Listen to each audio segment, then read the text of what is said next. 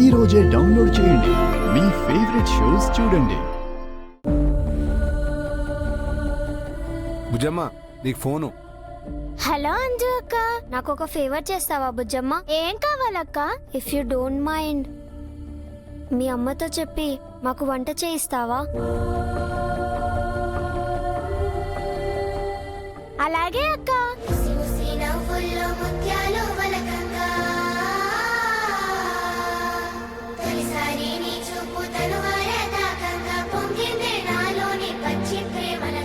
Sir, పిల్లల కోసం carriage తీసుకొచ్చాను.